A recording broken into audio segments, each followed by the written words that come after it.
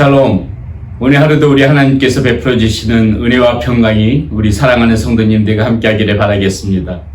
오늘 저와 여러분들이 함께 나눌 말씀 마태복음 7장 1절에서부터 12절까지 말씀입니다. 오늘 말씀 가운데서 우리 주님께서 우리에게 특별히 주시는 말씀, 이 태도에 관한 문제에 대해서 말씀을 주시는 부분입니다. 두 가지 관점에서 오늘 저와 여러분들이 함께 이 말씀을 생각해 보고 싶은데요. 먼저 상대방과 나 사이에서 내가 취하지 말아야 될 태도에 관해서 우리 주님께서는 무엇이라고 말씀해 주시는지 오늘 본문을 통해서 살펴볼 것입니다. 그리고 하나님과 나 사이에서 내가 취해야 되는 태도는 또한 어떠한 태도인지에 관해서도 이 시간 함께 살펴보도록 할 것입니다. 자, 먼저 상대방과의 사이에서 그 관계의 가운데에서 우리가 하지 말아야 될 그런 태도가 어떤 것이 있을까요? 주님께서 오늘 어떤 말씀으로 우리에게 가르쳐 주시는지가 7장 1절에서부터 5절에 걸쳐서 이렇게 나옵니다. 비판을 받지 아니하려거든 비판하지 말라. 너희가 비판하는 그 비판으로 너희가 비판을 받을 것이요 너희가 헤아리는 그 헤아림으로 너희가 헤아림을 받을 것이니라. 어찌하여 형제의 눈 속에 있는 티는 보고 내 눈 속에 있는 들보는 깨닫지 못하느냐. 보라, 내 눈 속에 들보가 있는데 어찌하여 형제에게 말하기를 나로 내 눈 속에 있는 티를 빼게 하라 하겠느냐. 외식하는 자여, 먼저 내 눈 속에서 들보를 빼어라. 그 후에야 밝히 보고 형제의 눈에서 티를 빼리라. 지금 이렇게 말씀을 해주고 있습니다. 형제의 눈 속에 있는 티는 빼려고 하면서, 티는 보면서 왜 내 눈 속에 있는 네 눈 안에 들어있는 들보는 보지를 못하느냐. 자, 무슨 말씀을 주시는 것입니까? 절대로 비판하지 말라는 것입니다. 상대방을 비난하지 말라고 우리 주님께서는 오늘 이 말씀 가운데서 우리에게 그렇게 말씀을 주시고 계신 것이죠. 자, 미국 사람들이 가장 좋아하는 대통령 중에 한 명을 꼽으라고 하면은 링컨 대통령을 꼽습니다. 링컨 대통령이 가장 좋아했던 말 중에 하나가 바로 이 부분이라고 하죠. 비판을 받지 아니하려거든 비판하지 마라. 이 말씀을 삶에서 실천으로 옮기려고 이렇게 살았던 링컨 대통령이었기 때문에 이 사람들이 이 링컨 대통령에게 와서 다른 사람을 비난할 때면은 그는 이렇게 얘기했다고 합니다. 그 사람을 비판하지 마세요. 우리도 그 사람의 입장이었으면은 그랬을 수도 있습니다. 이렇게 얘기했기 때문에 상대방이 링컨 대통령에게 와서 다른 사람을 험담한다거나 비난하는 일들은 그렇게 없었다고 합니다. 미국 건국의 아버지고 또 초대 그 정치인 중에 한 명이었던 벤자민 프랭클린도 항상 이렇게 얘기를 했다고 하지요. 저는 누구를 험담하지 않습니다. 제가 아는 모든 사람들을 좋게 이야기합니다. 예, 이렇게 그 비판하는 것에 대해서는 어떠한 것도 저나 우리나 다른 사람에게나 결코 도움이 되어지는 부분이 아니죠. 오히려 지금 우리가 이 5절 말씀에 보게 되면은요, 외식하는 자여, 먼저 내 눈 속에서 들보를 빼어라. 그 후에야 밝히 보고 형제의 눈 속에서 티를 빼리라. 이렇게 되죠. 지금 이 말씀이 주는 의미는 무엇입니까? 먼저 네 자신을 먼저 고치라는 것이에요.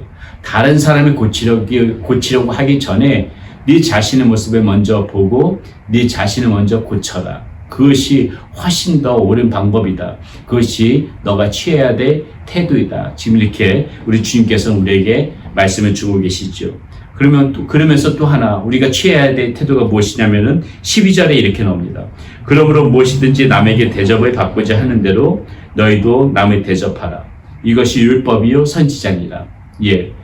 상대방을 비판하려고 하지 말고 오히려 무슨 말씀을 지금 주시는 것입니까? 오히려 더 잘 대접하라는 거예요. 내 이웃을 사랑하기를 정말 네 몸처럼 사랑하라. 이 황금률이죠. 주 너의 하나님을 사랑하라. 그리고 내 이웃을 사랑하기를 네 자신처럼 사랑하라. 지금 이 말씀이 황금률의 그 말씀 아닙니까? 그러므로 무엇이든지 남에게 대접을 받고자 하는 대로 너희도 남을 대접하라. 이것이 율법의 선지자니라. 이것이 말씀에 우리 주님께서 주시는 상대방을 대할 때 우리 주님께서 우리에게 주시는 말씀의 전부라는 것입니다. 예, 이것이 오히려 우리가 다른 사람에게 취해야 될 태도라는 것이에요. 비난을 하는 것이 아니라 이 말씀 통해서 우리가 무엇을 봐야 됩니까? 상대방을 비난하는 것이 아니라 비난하기 전에 내 자신을 먼저 보고 내 자신을 먼저 고치는 것에 열심이고 오히려 상대방은 더 대접하기에 힘쓰는 그런 모습으로 살아가는 것이 옳다는 것이죠. 자, 이게 상대방과의 관계 사이에서 태도라면은, 그럼 주님과의 사이에서 내가 취해야 될 태도는 무엇일까요? 그것이 7절에서부터 11절까지 거쳐서 이렇게 나옵니다. 구하라 그리하면 너에게 주실 것이요, 찾으라 그리하면 찾아낼 것이요, 문을 두드리라 그리하면 너에게 열릴 것이니, 구하는 이마다 받을 것이요, 찾는 이는 찾아낼 것이요, 두드리는 이에게는 열릴 것이니라.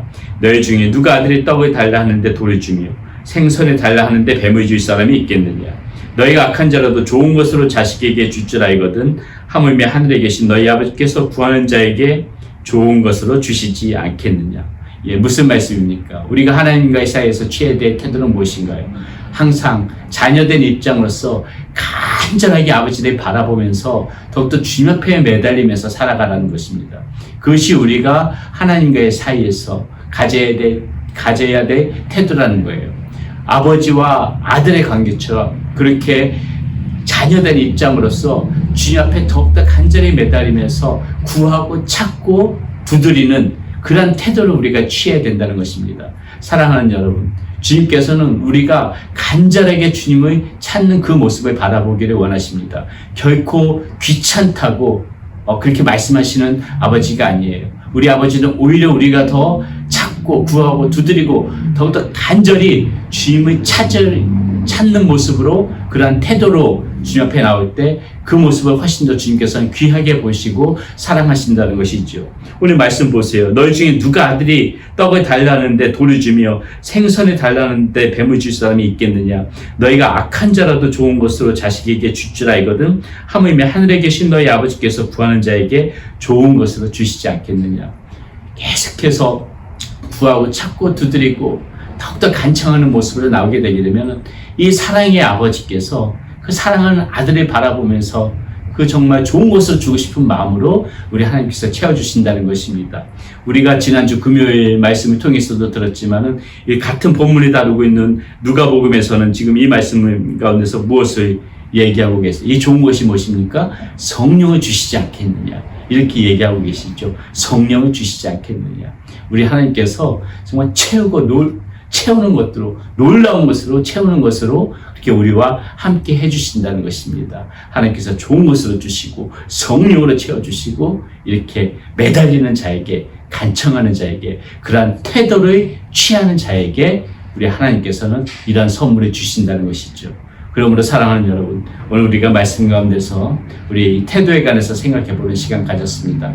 다른 사람과의 사이에서 태도 절대로 비난하지 말고, 그 비난하기 전에 내 자신을 먼저 보고 오히려 상대방은 정말 나 자신을 사랑하는 것처럼 이렇게 대접하면서 살아가는 그러한 태도를 우리가 취할 것이며, 또 하나님과의 사이에서는 아들된 모습으로 더욱더 간절히 매달리며 간청하는 태도로 주님 앞에 나오는 그러한 모습으로 살아가는, 그러한 사랑하는 우리 성도님들 되시기를 바라겠습니다.